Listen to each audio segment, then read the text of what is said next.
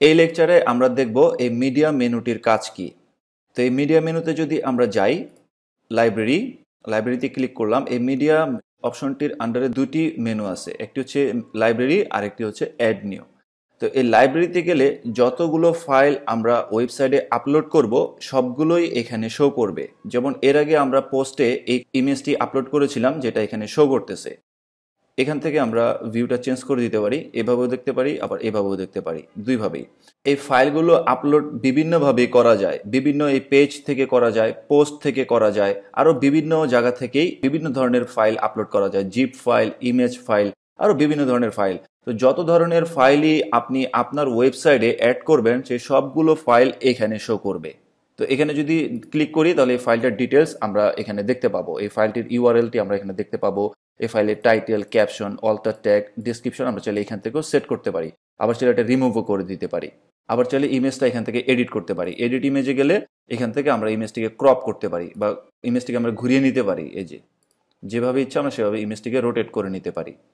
ওকে, এখানে বিভিন্ন অপশন আছে, এই যে ঘুরিয়ে নিলাম, এভাবে ঘুরিয়ে নিলাম, এভাবে ঘুরিয়ে নিলাম, যেভাবে খুশি সেভাবে ঘুরিয়ে নেওয়া যায়। তো সঠিকভাবে ঘুরিয়ে নেই, এই যে এইভাবে। তো এটা ক্যান্সেল করে দিচ্ছি। আবার এখান থেকে এই ইমেজের ডাইমেনশন চেঞ্জ করে দেওয়া যায়। যেমন এই ইমেজের ডাইমেনশন হচ্ছে 396/170, মানে 396 ওয়াইড আর হাইট হচ্ছে 170। এখান থেকে চাইলে সেটাকে আবার কাস্টমাইজ করে নেওয়া যায়।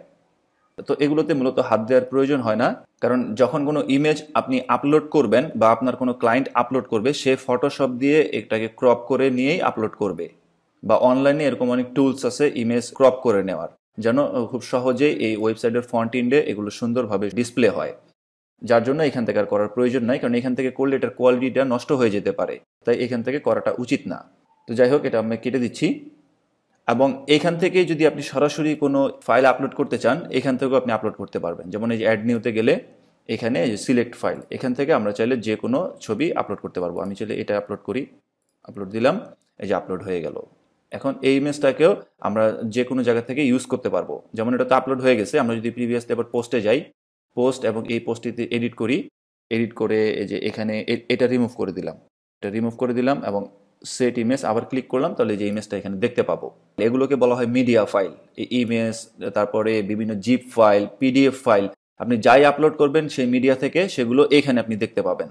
এখানে সবগুলো জমা হবে, এখান থেকে শর্টকাটে সার্চ করা যাবে। এই ফাইলের নাম হচ্ছে কার্ল আর্ম আউট। এখান থেকে যদি আমরা সার্চ করি তাহলে এই ফাইলটিও এখানে চলে আসবে। যেমন CARL, কার্ল দিলে যে এটা চলে আসলো। এখানে যদি অনেকগুলো ফাইল হয়ে যায় তাহলে খুব সহজে খুঁজে বের করার সিস্টেম হচ্ছে এখানে আপনি সার্চ করতে পারবেন সে ফাইল নেমটি দিয়ে, তাহলে এখানে চলে আসবে।